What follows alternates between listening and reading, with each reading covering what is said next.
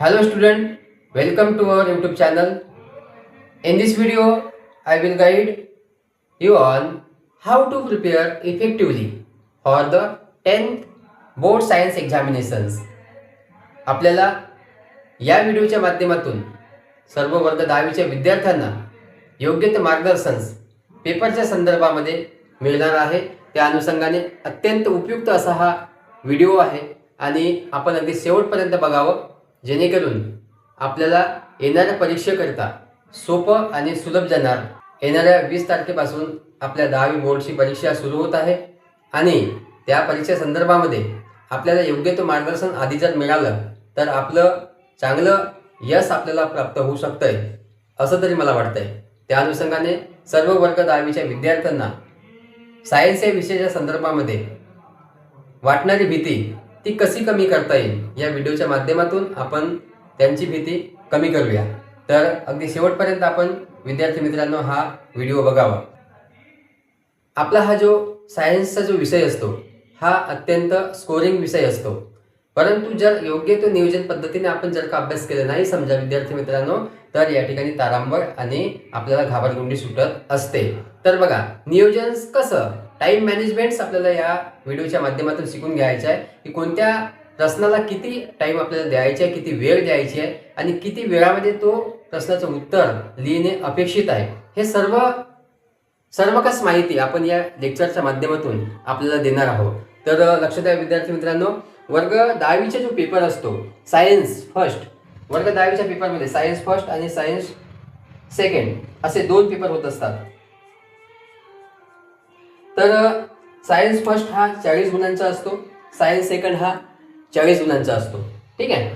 तर बघा, आपण सायन्स फर्स्ट या पेपरच्या संदर्भामध्ये आजच्या या लेक्चरमध्ये आपण बघूया. तर विद्यार्थी मित्रांनो लक्ष द्या, अतिशय उपयुक्त असं मार्गदर्शन आजच्या या लेक्चरच्या माध्यमातून आपल्या सगळ्यांना मिळणार आहे.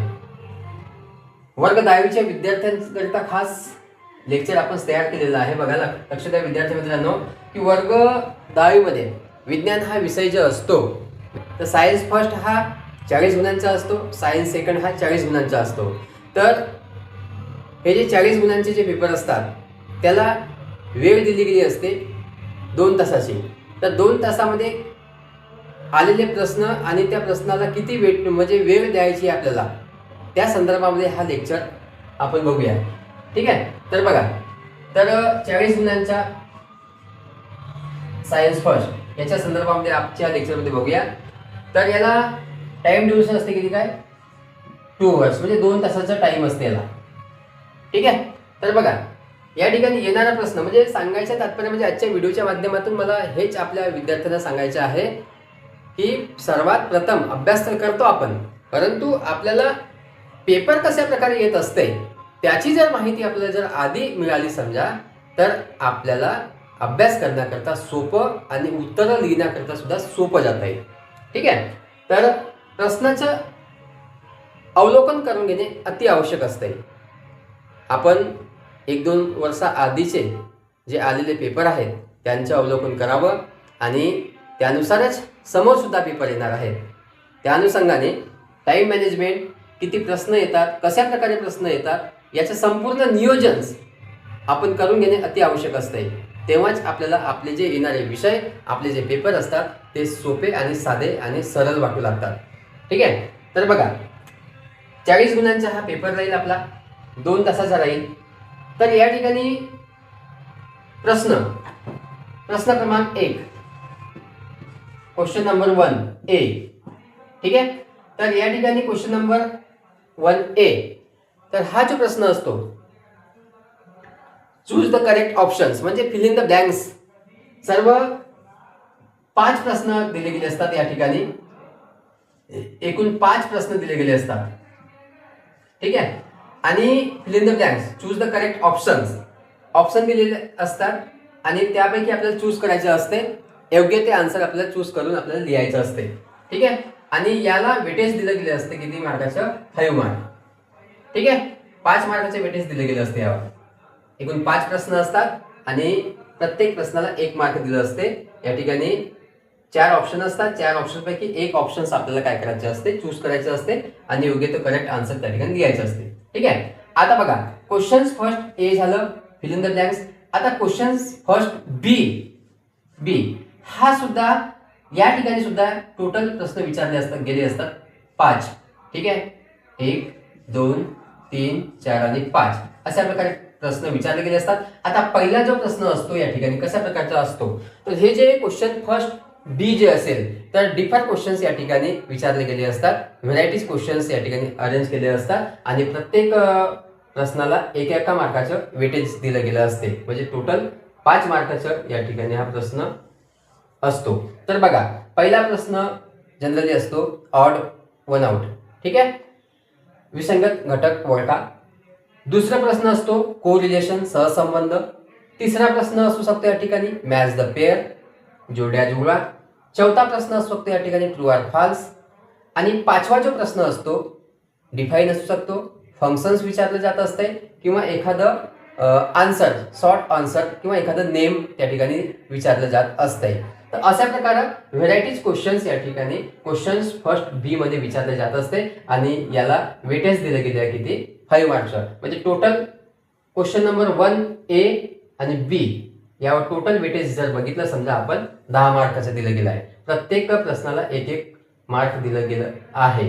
ठीक आहे. आता यावर टाइम मॅनेजमेंट कसं, तर टाइम मॅनेजमेंट आपल्याला बघायचं आहे. सर्वात प्रथम आपण सांगूया प्रश्नामध्ये किती वेळ द्यायला पाहिजे. नंतर आपण टोटल डिस्ट्रीब्यूट केलेलं आपण टोटल घेऊया. ठीक आहे 2 आवर्स मध्ये. तर बघा पहिला प्रश्न जो असतो ए आणि बी तर याला टाइम वेटेज दिलं गेला हा 10 मार्काचा असतो आणि याला वेळ दिली गेली किती टोटल 20 मिनिट्स. 20 मिनिटामध्ये हा प्रश्न म्हणजे या प्रश्नाचे उत्तर लिहिणं अपेक्षित असते. ठीक आहे. कळलं. आता प्रश्न क्रमांक दुसऱ्याला बघू आपण. बघा प्रश्न क्रमांक दुसरा क्वेश्चन नंबर 2. तर या ठिकाणी सुद्धा ए क्वेश्चन 2A. ठीक आहे. तर या ठिकाणी विचारलं गेलं असते give the reasons scientific reasons.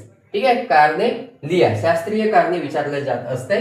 आणि या ठिकाणी क्वेश्चन नंबर 2A मध्ये एकूण प्रश्न दिल्यात आपल्याला 3. ठीक आहे. 3 प्रश्न दिले जात असतात आणि त्यापैकी आपल्याला लिहिणे असते आवश्यक अपेक्षित असते 2. ठीक आहे. आणि प्रत्येक प्रश्नाला वेटेज दिला गेला किती 2 मार्काचं. म्हणजे टोटल किती मार्काचं 4 मार्काचं प्रश्न असते 2A. ठीक आहे. गिव्ह द रिझन्स दिलेलं प्रश्न आहेत 3 आणि 3 पैकी आपल्याला लिहायचं असते किती 2. ठीक आहे. आणि प्रत्येक प्रश्नाला वेटेज दिले गेले 2 मार्क आणि 2 प्रश्नाचं उत्तर लिहिल्यामुळे आपल्याला टोटल मार्क किती मिळणार या ठिकाणी 4 मार्क. ठीक आहे. म्हणजे 4 मार्काचा हा प्रश्न असेल 2A. आणि त्याचप्रमाणे क्वेश्चन 2B. ठीक आहे.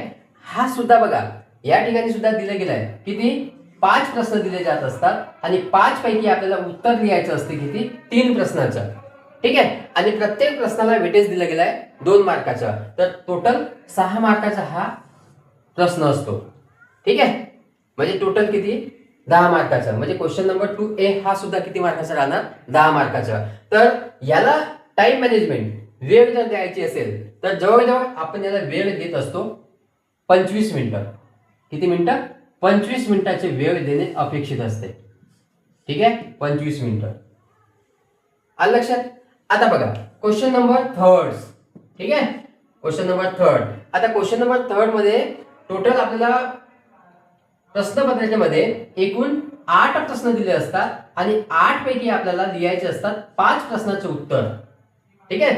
आणि प्रत्येक प्रश्नाला या ठिकाणी वेटेज दिले गेले आहे किती 3 मार्काचं. म्हणजे टोटल आपल्याला 15 मार्काचा हा क्वेश्चन नंबर 3 असतो.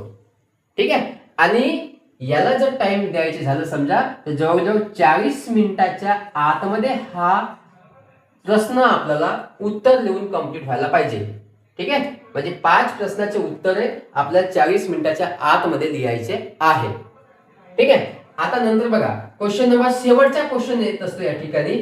अशा प्रकारे जर नियोजन जर आपल्याला आणि कशा प्रकारे प्रश्नपत्रिका असते या प्रश्नपत्रिकेचे सर्व मूल्यांकन आणि किती मार्क्सचे किती प्रश्न असतात हे सर्व माहीत असलं तर आपल्याला अभ्यास करण्याकरता सोयीस्कर आणि आपल्याला उत्तर लिहिण्याकरता सुद्धा सोयीस्कर आणि सर्व बाबीकरता आपल्याला सोयीस्कर होत असते. तर क्वेश्चन नंबर 4 हा जर बघितलं समजा तर या ठिकाणी एकूण 2 प्रश्न विचारले जात असतात आणि 2 पैकी आपल्याला लिहायचं असते फक्त एका प्रश्नाचे उत्तर आणि याला मार्क्सचे वेटेज दिले गेले आहे 5 मार्क म्हणजे 5 मार्काचे उत्तर आहे.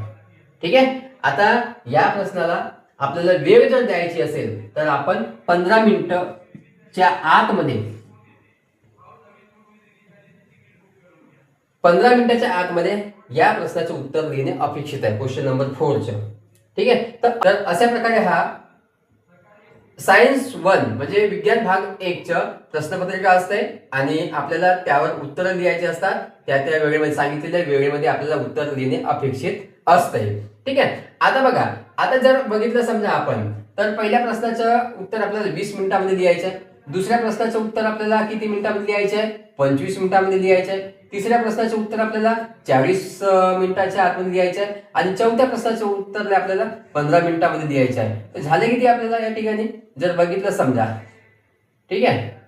तर 5 9 and 10. ठीक आहे. आता उरले किती आपले 20 मिनिटं. ठीक आहे. आता या 20 मिनिटांमध्ये करायचे काय? ठीक आहे. ते 20 मिनिटांमध्ये करायचे काय? टोटल तर आपले 100 मिनिट्स झाले. ठीक आहे. आणि 2 तासाचा पेपर. ठीक आहे. तर 20 मिनिटं उरले आपले. तर सुरुवातीचे 5 मिनिटं जे असतात, ठीक आहे, जसं पेपर आपल्या हातामध्ये मिळालेलं आहे त्यावेळेस आपण काय करायला पाहिजे, त्या पेपरचं म्हणजे कशा प्रकारे प्रश्न कोणकोणते प्रश्न आलेले आहेत, आपण वाचन केलेले प्रश्न आले आहेत अथवा नाही आले आहेत. जर नाही आले आणि जर वेळेने आठवणारे असतील तर त्याचं सुद्धा आपल्याला नियोजन आपल्या डोक्यामध्ये असणे आवश्यक आहे. म्हणून सुरुवातीला आपल्याला 5 मिनिटांमध्ये सर्व प्रश्नपत्रिका चाळून बघायची आहे. ठीक आहे. 5 मिनिटांमध्ये इथं काय केलं आपण 5 मिनिटं. आता या ठिकाणी मायनस केलं 5 म्हणजे उरले काही ते आपले 15 मिनिटं. आता 15 मिनिटांमध्ये करायचे काय, तर 15 मिनिटांमध्ये आपण प्रश्नपत्रिका चाळून बघितली. प्रश्नपत्रिकेचे येणाऱ्या प्रश्नांचे उत्तरं सुद्धा आपण लिहिलेली आहेत आणि उत्तरे आपण योग्य त्या प्रमाणामध्ये चांगल्या पद्धतीने आणि त्याला लिहिले तर आहेच, परंतु क्रमांक व्यवस्थित दिले अथवा नाही दिले पुन्हा अजून सरतेशेवटी आपल्याला शेवटच्या 15 मिनिटांमध्ये त्या पेपरला लिहिलेल्या उत्तराला तपासून घ्यायचं आहे. म्हणजे लिहिलेल्या उत्तर पत्रिकेला पूर्ण सुरुवातीपासून तर अगदी शेवटच्या पानापर्यंत आपल्याला पडताळून बघायचं आहे आणि त्याला जर वेळ दिला समजा आपण 15 मिनिटं. ठीक आहे. तर या ठिकाणी आपलं किती होणार 120 मिनिटं म्हणजे किती 2 तास. ठीक आहे. तर अशा प्रकारे आपला हा वर्ग 10वीच्या बोर्डाच्या पेपरचं टाइम मॅनेजमेंट असतो.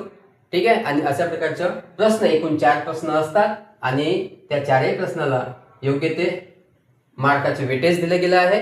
तर विद्यार्थी मित्रांनो, या प्रकारचं नियोजन जर आपल्या डोक्यामध्ये असलं तर खरोखर आपण यशस्वी होऊ शकतो आणि आपली तयारी आहे, आपण यशस्वी अवश्य होणार. तर सर्व विद्यार्थ्यांना येणाऱ्या परीक्षेकरता हार्दिक शुभेच्छा आहेत. व्हिडिओ जर आवडला तर लाईक शेअर आणि सबस्क्राईब करा. ओके, धन्यवाद.